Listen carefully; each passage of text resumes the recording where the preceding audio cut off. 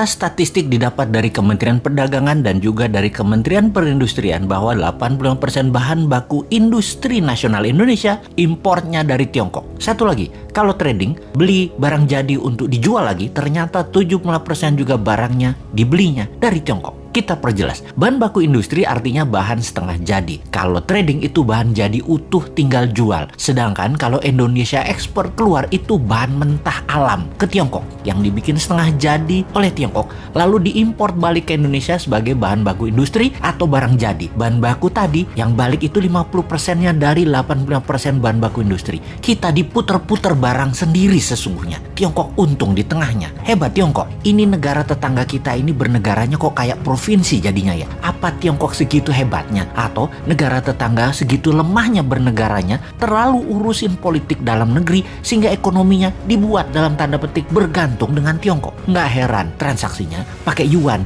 Baru ngeh saya juga. Multi currency atau mata uang yang berlaku di banyak negara seperti yen, dolar, dan euro memang tidak diperlukan kalau kayak gitu. Ya itulah kenapa istilah provinsi itu muncul. Timur-timur nih, kalau Newman yang pegang mandat, 95% kebutuhan negaranya tergantung rupiah dan barang dari Indonesia. Jadi tanpa perlu diintegrasi penyatuan kembali Timur-Timur ke wilayah Indonesia, ya Timur-Timur sudah jadi provinsi lagi. Sama seperti Gajah Mada menyatukan Nusantara juga bukan pakai military approach, tetapi pakai economic approach, pakai emasnya Majapahit. Atau istilah ini adalah semua dalam buku Akademi Militer namanya kolonialisasi 5.0, seperti yang dilakukan oleh Tiongkok. Kolonialisasi 5.0 pakai yuannya Tiongkok. Itu adalah economic approach. Negara tetangga itu jadinya ya kalah diplomasi, kalah strategi, kalah ekonomi, puncaknya ya kalah kedaulatan. Hal ini tanpa perlu menurunkan bendera merah putih diganti dengan merah bintangnya, ya sudah takluk jadi provinsi juga. Jadi apa kata Beijing deh seakan-akan. Tapi sekali lagi,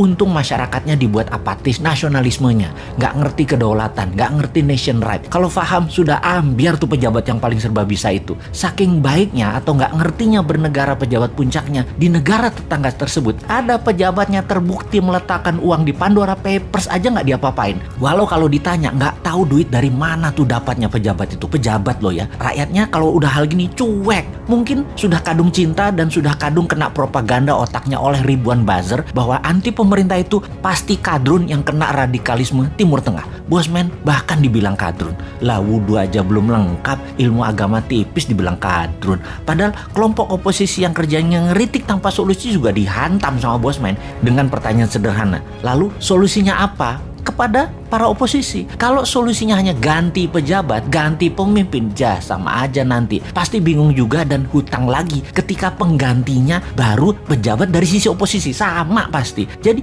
bagaimana mengembalikan kedaulatan bernegara tanpa bergantung kepada satu negara yang saat ini menjadikan negara tetangga provinsinya Tiongkok. Secara terselubung, ya terus dibungkus rapih dengan kebinekaan saat ini. Sahabat, buka pikiran putra-putri bangsa Indonesia dengan melihat dunia. Mereka kita buat tinggal di Eropa, tinggal di Amerika Utara, tinggal di Amerika Selatan, di Asia dan negara Asia Timur. 5 tahun pertama minimum mereka tinggal 2 tahun untuk ambil kursus apa saja. Juga ambil ilmu kekinian di berbagai belahan dunia. Kirim 10 juta putra-putri terbaik untuk mendapatkan ilmu, mendapatkan jaringan dan pengalaman hidup di berbagai negara yang ekonominya lebih maju dari Indonesia. Di tanah air, sekolah ubah kurikulumnya. Bukan 6 tahun SD, 3 tahun SMP, 3 tahun SMA, total 12 tahun, tapi ubah hanya 10 tahun. Nggak ada yang namanya SD, SMP, SMA. Yang ada hanya sekolah pratama atau primary school, kemudian sekolah kejuruan, universitas, sekolah tinggi, akademi militer, kepolisian, dan lain sebagainya. Selesai sekolah pratama, maka ada wajib militer 2 tahun. Secara teknis, wajib militer selesai dulu, baru 10 juta putra-putri terbaik ini dikirim ke luar negeri dalam 5 tahun ke depan. 10 tahun ke depan, tambah lagi, ada 20 juta putra-putri terbaik ini memiliki nasionalisme yang kuat, berpikir terbuka, pandai, dan membuat banyak perubahan di tanah air tercinta ini hingga menjadi negara berdaulat utuh adalah karena pengalaman mereka selama mereka belajar dan melihat dunia. Itulah bekal untuk Indonesia emas di tahun 2045 versi Newman. Kita tantang yang lainnya, konsepnya mana? Jangan cari populer jual tampang dan kegiatan pakai anggaran Pemda dan anggaran negara dong. Modal sendiri tanpa jabatan, tanpa anggaran pemerintah kalau bisa.